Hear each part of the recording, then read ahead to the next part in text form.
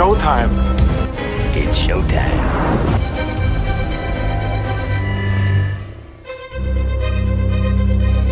And here we go. Welcome into another episode of the Movie Geek Podcast. I'm your host, George T., and this is my review of Marvel Zombies. And then after, I will talk some Marvel news for the slate for the rest of the year and for 2026 and possibly 2027. So right now, like, comment, subscribe if you haven't done so already. And let's begin. So Marvel Zombies was 4 episodes long. 4.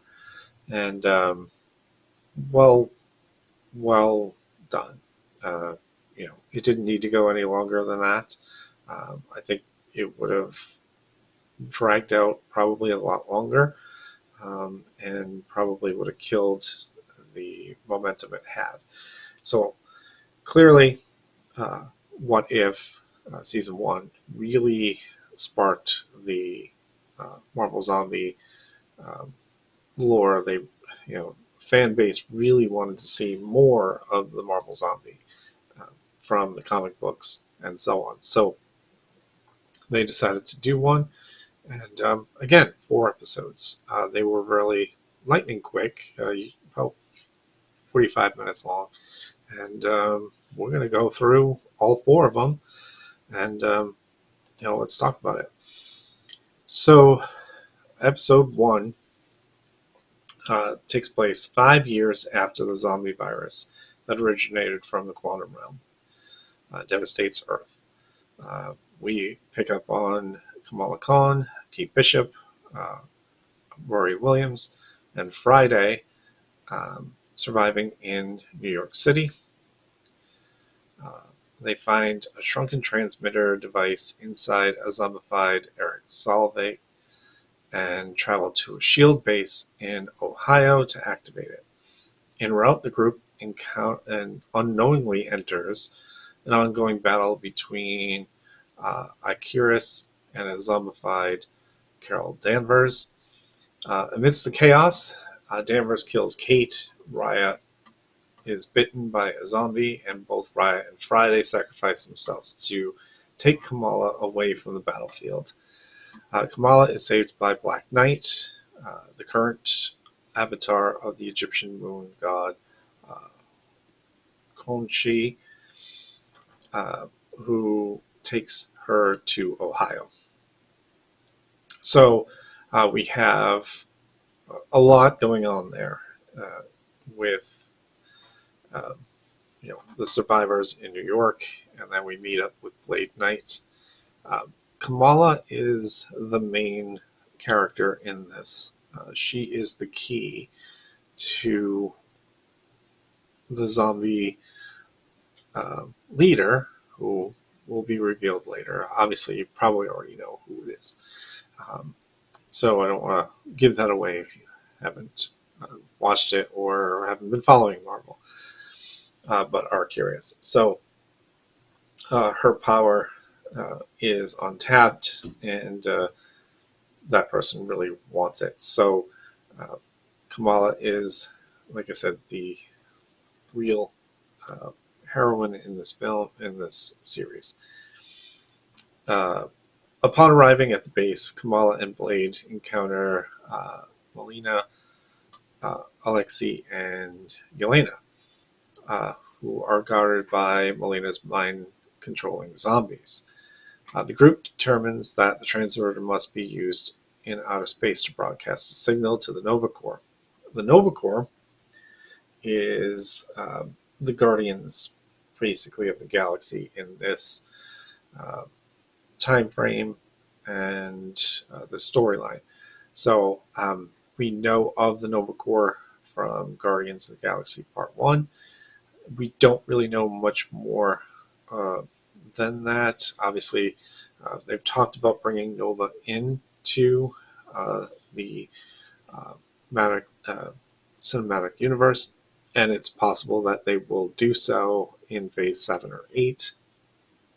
So that'll be interesting. So they're trying to contact the Nova Corps. They're going to try to contact the Nova Corps to see what they're going to do. The base is attacked by a horde led by a zombified Okoa, who serves the Queen of the Undead, Wanda Maximoff.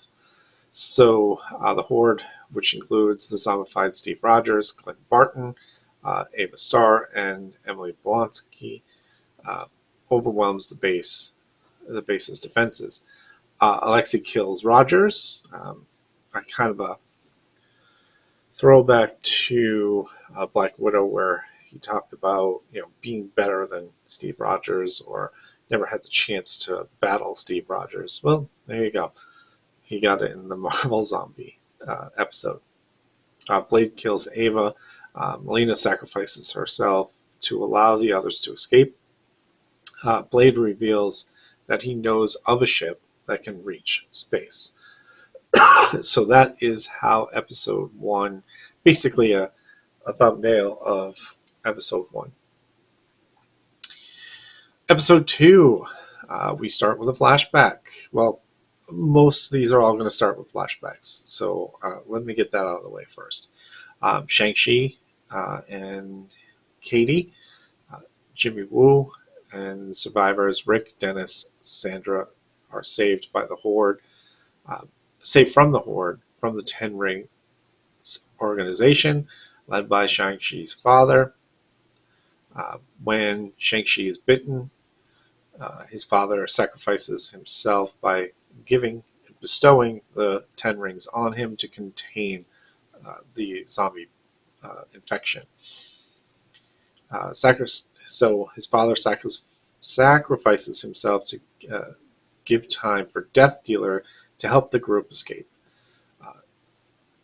Now we fast forward into the present. After fighting off Skrull bandits, Shang-Chi's group arrives at Hellmouth Zemoth Sanctuary, basically the raft. So Zemo has taken over the raft, which was the floating prison that we saw in Civil War, where the Avengers who broke the cords basically were held while they were on the hunt for Steve Rogers and the Winter Soldier. So now the raft is a sanctuary. Zemo is in command of it, which I kind of find hilarious that Zemo has that kind of control. But I mean, I guess, you know what I mean? So anyway, Kamala's group is there. Both groups agree to work together, and Blade reveals that the spaceship is located in New Asgard. Along the way, Zemo attempts to sacrifice Kamala's group to the infected Talakoni for safe passage. Instead, a zombified Nomar leads his people to attack the raft. So those are from Black Panther 2, excuse me. So while Zemo and John Walker attempt to flee in an escape pod, Nomar kills Walker, Rick, Denise, and Sandra before Kamala kills him with the group's help. When the raft begins to sink, Yelena sacrifices herself and stays behind to manually override the pod's launch. The group successfully escapes and finds New Asgard, while they toast Yelena and any of the fallen zombie victims. So I found this very interesting because with Thunderbolts and with Black Widow, it seemed to me that Yelena had become a very fan-friendly, and Marvel was kind of giving her that spotlight. And then to kind of kill her off in episode 2 of a 4-part miniseries is kind of it was kind of weird. Not gonna lie, it was kind of sad because you're like, again, she's been, uh, such a pivotal fixture here recently, with obviously Scarlett Johansson's Black Widow no longer alive. So yeah, it was kind of a weird uh, thing to see her get killed off in an early episode. I mean, late in episode 3 or even 4, um, I would have thought, but uh, I don't write it. So, all right. So, episode 3, we now find Peter Parker, Scott Lang's head, uh, Black Panther, uh, arrive in Wakanda, only to see the country has been conquered by a zombified Thanos. Now, this this is a very interesting take on Thanos in the Gauntlet with the zombies.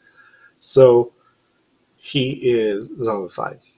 So he still has the power of the Gauntlet, but obviously, clearly, he cannot control it because his zombie brain doesn't allow him to. So he is literally wreaking havoc all over, uh, Wakanda, laying waste to everything. Uh, we see Thor, Rocket, and Groot try to attack Thanos. Thanos snaps, uh, and he fires off a powerful uh, blow from the glove that literally tears the flesh off of Rocket and just disintegrates Groot. Thor still survived somehow, and again he survived being launched, being blown up in a spaceship at the beginning of Avengers Infinity War. So, um,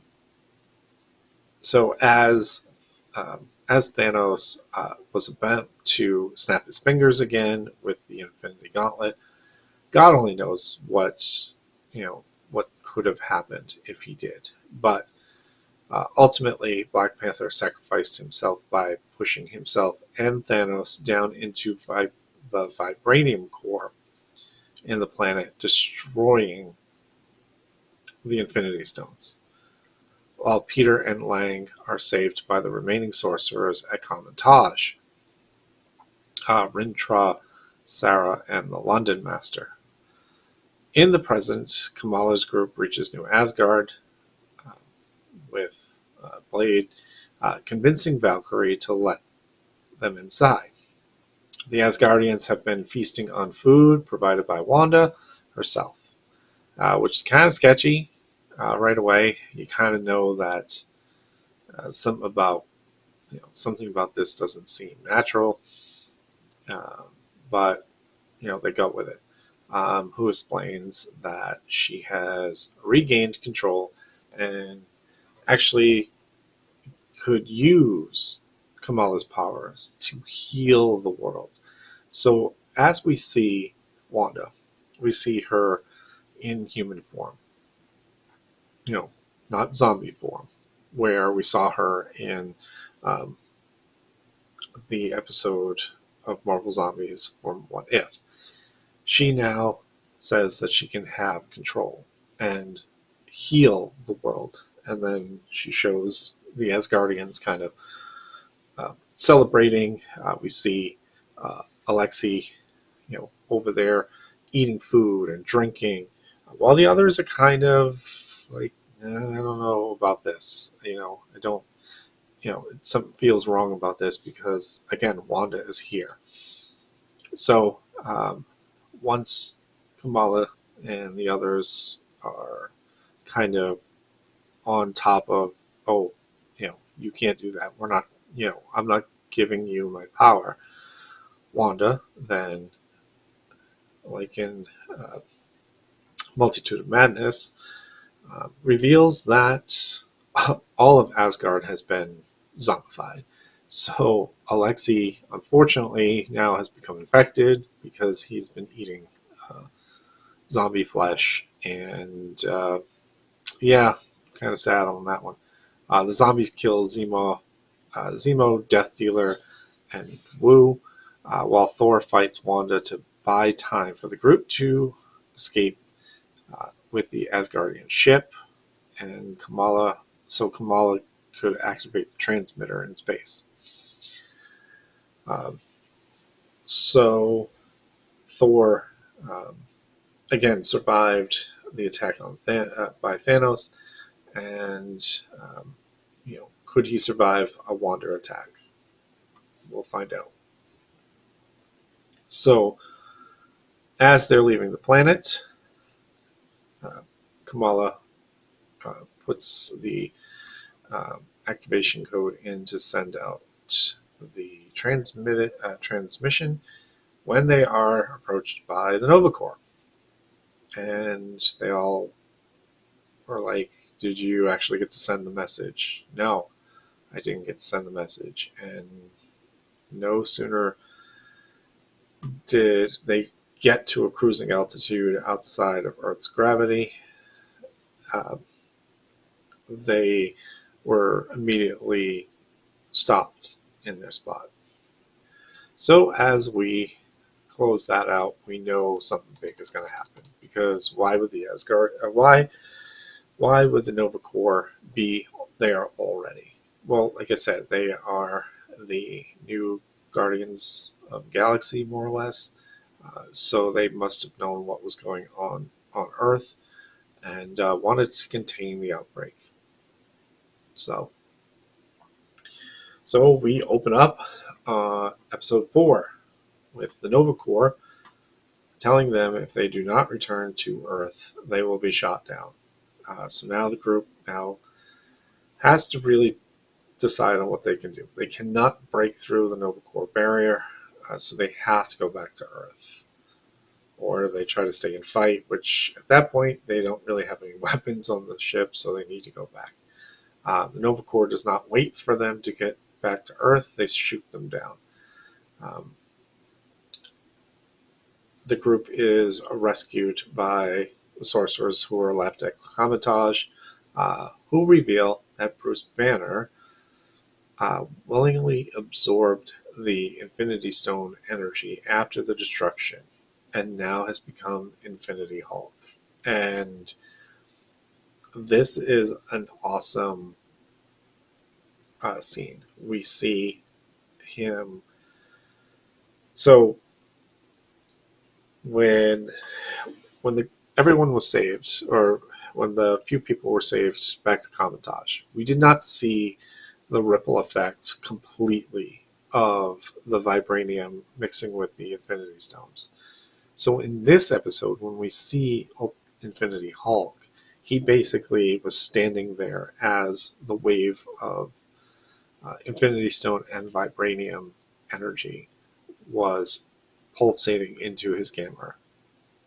And he is pretty invincible in a massive, massive way. And it was all in an attempt to prevent the Earth's destruction. So he does not have any ill intent. He is trying to stop anyone from having this power, including Wanda. So, having amassed enough zombies to defeat Hulk, now Wanda has arrived in Wakanda to try to take the stone's energy for herself. She must try to defeat Hulk. So this is where we get into all the big fight scenes. So in the first 3 episodes, we had a lot of good kills. We had a lot of zombie, attacks and whatnot. But this is where we get the bulk of the, just the carnage that occurs with whoever is left, and with 2 of the most powerful beings on the planet, being Infinity Hulk and Wanda, who has so much power on her side, where she's able to control every living zombie on the planet. So Hulk fights off the zombies before the group arrive to defend him, but they are soon overpowered. A zombified Thor arrives and kills Blade, Sarah, and the London Master as as the overwhelming hordes kill the rest, leaving only Hulk and Kamala left. So Wanda, at this point, um, Wanda really is desperate to get Kamala to give her the power. Hulk ultimately basically wipes out everyone, including Thor, finally killing Thor. Um, but with all that said, with everything that was going on, it started to leave him vulnerable. Like he was using too much of the energy, which has allowed Wanda to infiltrate near him. And as she tries to take the energy, Kamala is trying to stop her. So now there is this battle and struggle uh, to for Wanda to convince Kamala to join her in the restoration of the human race. Uh, and Hulk is trying so desperately to stop Wanda from taking the rest of his power. So she refused, and finally Kamala gives in to Wanda to remake the world. And then, boom, an explosion, and everything goes dark. And then, next thing, Kamala wakes up and reunites with Rhea and Kate, with everything seeming to have gone back to normal. So, was Wanda in control? Was right? Well, not so much.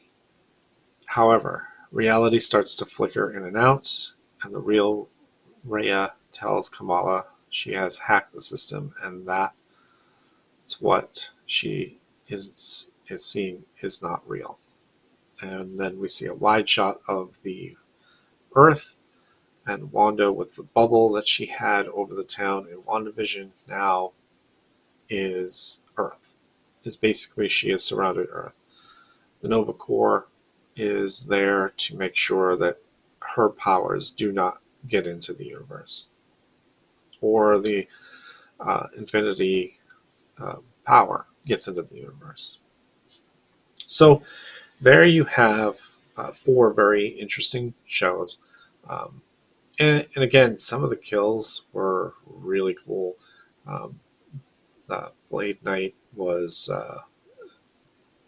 had some epic ones. Um, and Peter from the, um, I think it was from one of the trailers where he used his webs and pulled off heads of zombies, which was pretty nasty.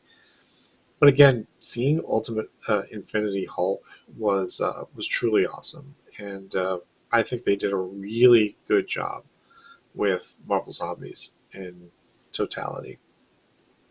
So it again, I will keep saying this, and I know a lot of you may disagree on this, but Marvel starting to um, really get into writing good stories is helping the Marvel Cinematic Universe re-energize. And three big movies are going to do that, and then a mini reboot. So you have, obviously, and I'll talk about this also in the news, but you have, obviously, a Spider-Man movie, you have Avengers Doomsday, and you've got Avengers Secret Wars next year. So, again, you had three good movies this year. Okay, I will give Fantastic Four good. But you had Captain America, Brave New World, and you had Thunderbolts, which were really good. I know Captain America wasn't panned very well. Uh, they thought it was kind of they thought it was a flop.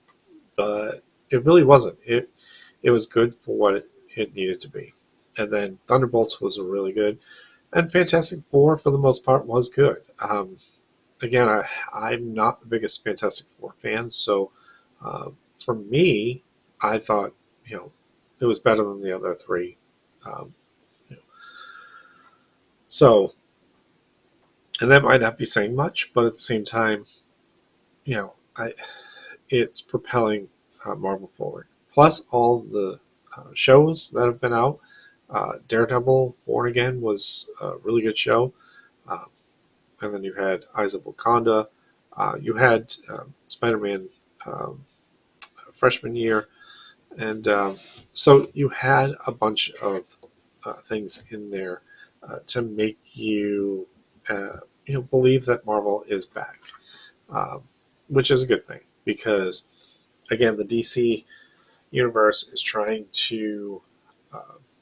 is trying to make another run and trying to be the overall leader. But again, I still think DCU will never be to that strength. I don't think it will ever overtake the MCU, regardless of how bad the MCU could ever get. But I think we're well past that now because Phase 4 basically, um, you know, started off way rocky.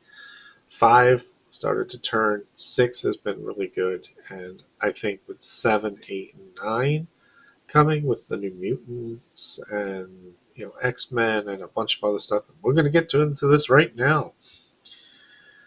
So we've got some news out of Marvel. So we've got a 2026 slate. Uh, we've got Wonder Man, which is coming out in January uh, of next year. I don't know much about this character, so I can't say with a certainty that it's going to be good because I'm not entirely sure who he is.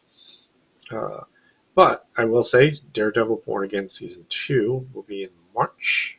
Um, and they also announced Season 3, which is to be determined. So it could be March, it could be 2027, it could be 2028. But most likely I would think it would be 2027 with the popularity and uh, of this show. Obviously, Spider-Man Brand New Day is July 31st of next year.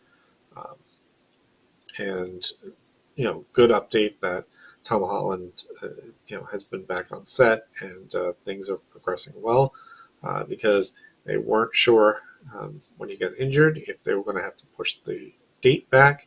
And then that would have subsequently probably pushed back uh, Secret, Doomsday and Secret War, which would have been bad. I mean, it was already pushed back already because they were supposed to open on 2026 and 27 on my birthday weekend, so that would have been cool.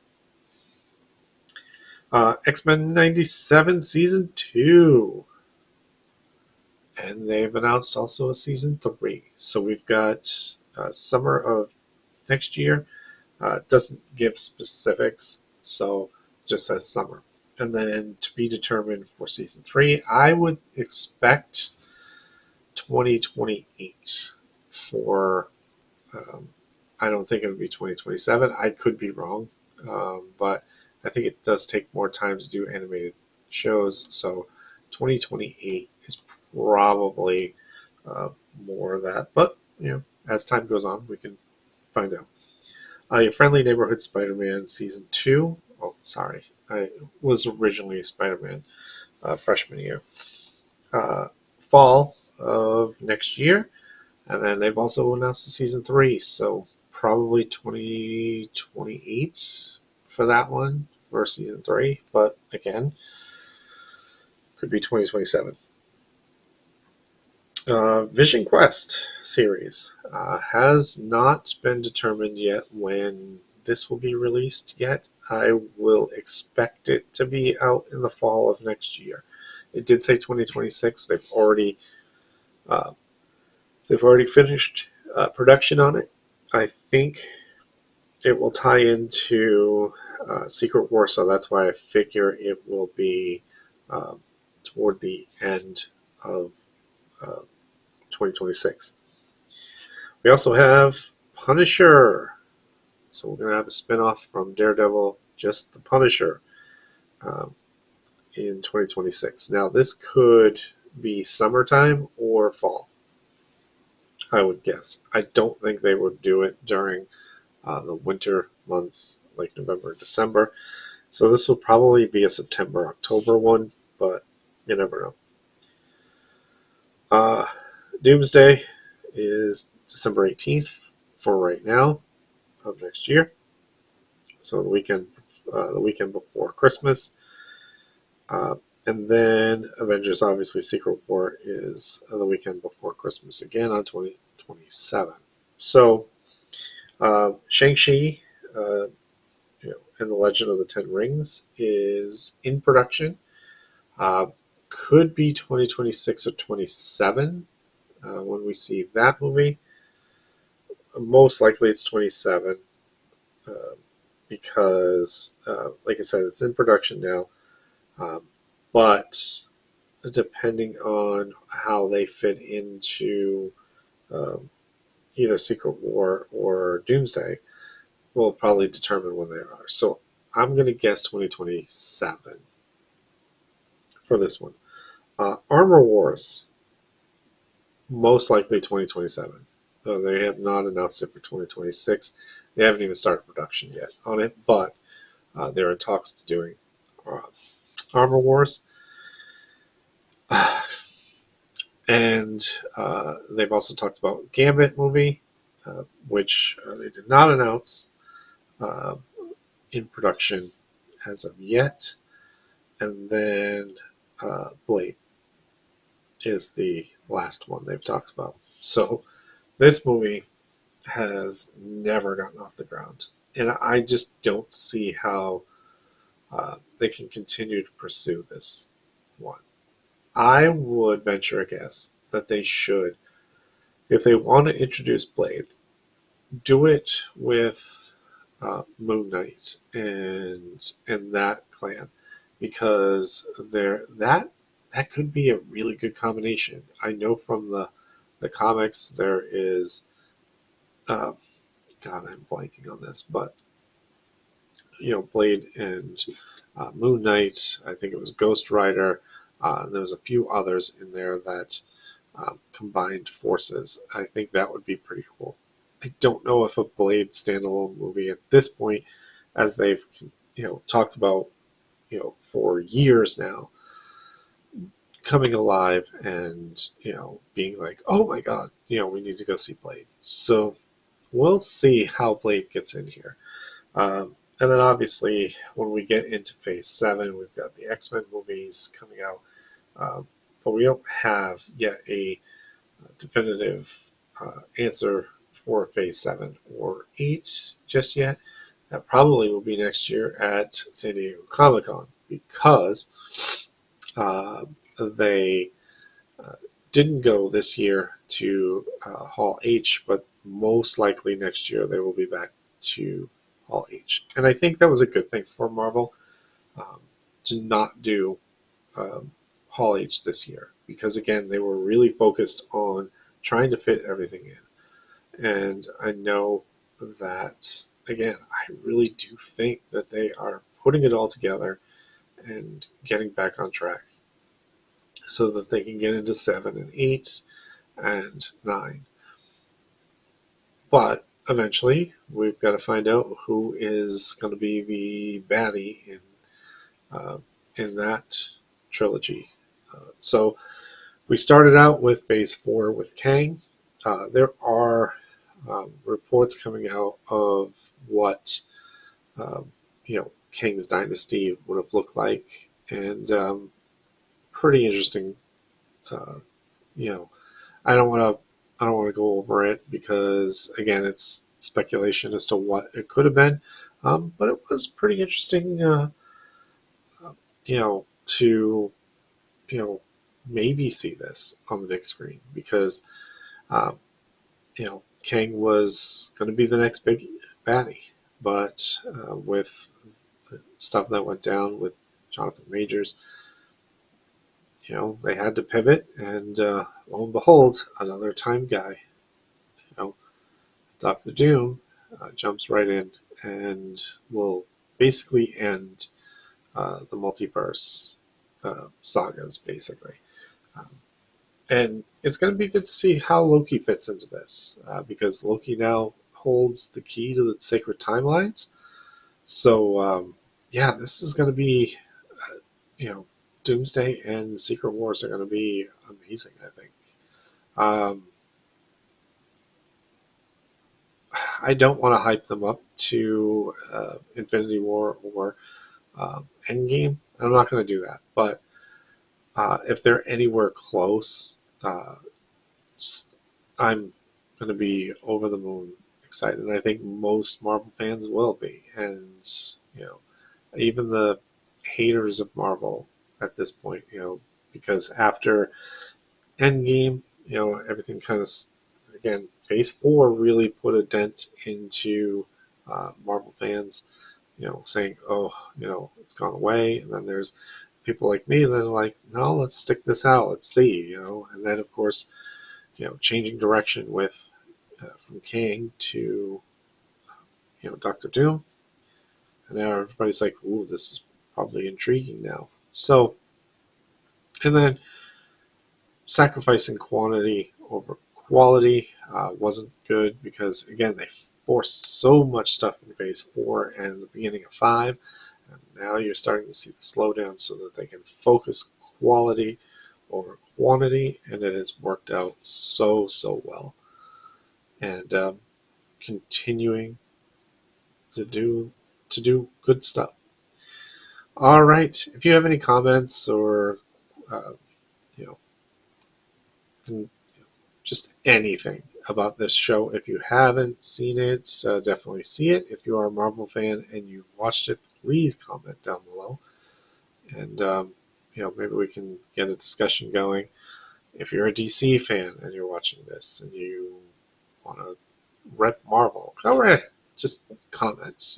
I will respond to any of the comments. So, with that being said, thank you all for watching my Marvel Zombies review, and I will see you next time at the movies. You like that, baby? Let him know where I came from, yeah! See you next time. Bye. Waiting for you. Goodbye. Goodbye. Goodbye. Hasta la vista, baby. That's all, folks.